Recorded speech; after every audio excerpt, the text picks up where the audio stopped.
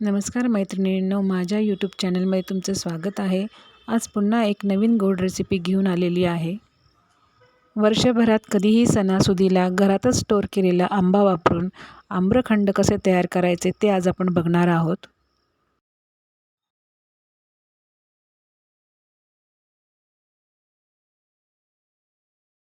त्यासाठी मी 250 ग्रॅम चक्का घेतला आहे. जेवढा चक्का तेवढीच साखर घ्यायची आहे.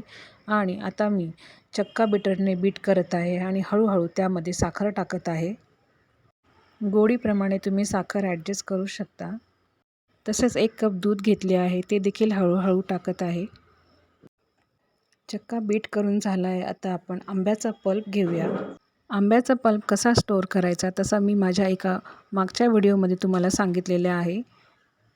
250 ग्रॅम चक्क्यासाठी आपण एक मोठी वाटी भरून आंब्याचा पल्प घेणार आहे.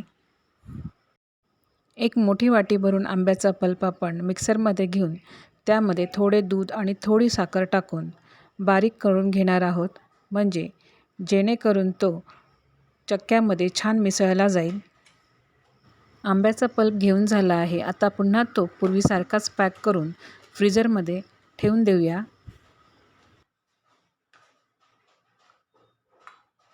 एक मोठी वाटी भरून पल्प घेतला आहे. त्यामध्ये थोडी साखर आणि थोडे दूध टाकून मिक्सरमध्ये छान ग्राइंड करून घेऊया.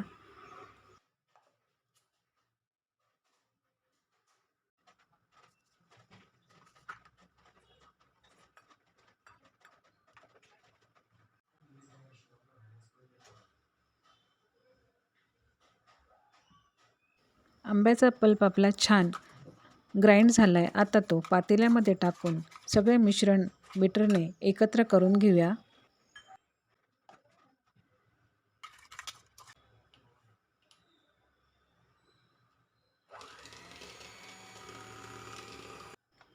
आता त्यामध्ये भाजलेले बदाम आणि वेलची यांची पूड करून घेतलेली आहे, ती त्यामध्ये टाकूया. त्याच्याने टेस्ट फारच छान येते. असे हे आपले आम्रखंड तयार झाले आहेत. बघू शकता तुम्ही, आम्रखंडाला कलर देखील किती छान आला आहे. कोणतेही प्रिझर्वेटिव्ह न टाकता आपले आम्रखंड घरच्या घरी फारच छान झाले आहे. नंतर त्यावर भाजलेल्या बदामाची आणि वेलचीची पूड टाकली आहे. याने आम्रखंडाला फारच छान चव येते.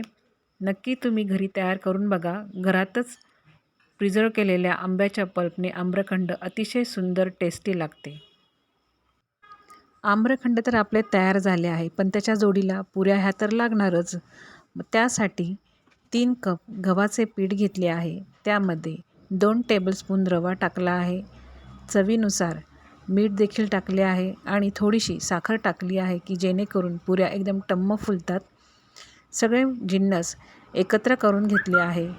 पण पुऱ्या तर करतेत, पण शिल्लक राहिलेल्या चपात्यांचं काय? तर शिल्लक राहिलेल्या चपात्या ह्या मिक्सरमध्ये छान बारीक करून घेतलेल्या आहे.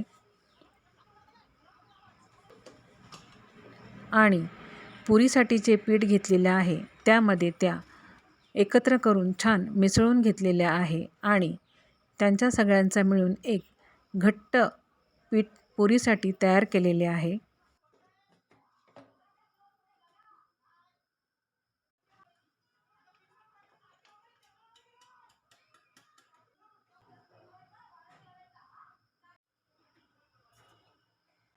पीठ मळून झाल्यानंतर त्याला तेल लावून एक 10 मिनटं मुरण्यासाठी ठेवले आहे.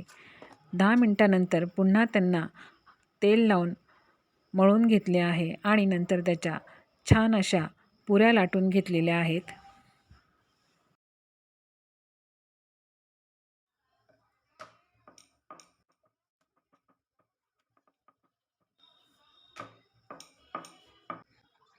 पुरी लाटताना अजिबातच पिठाचा वापर केलेला नाही आहे आणि पीठ लाटताना पोळपाटाला चिटकत देखील नाही आहेत. तुम्ही बघू शकता की किती पटापटा पुऱ्या आपल्या लाटून होत आहेत. एका बाजूला कढईत तेल गरम केलेलं आहे पुरी तळण्यासाठी. तुम्ही बघू शकता पुरी कशी एकदम टम्म टम्म फुगते आहे. प्रत्येक पुरी ही गोल गरगरीत आणि टम्म फुलते आहे आणि खाताना पण ते अगदी खुसखुशीत लागते आहे.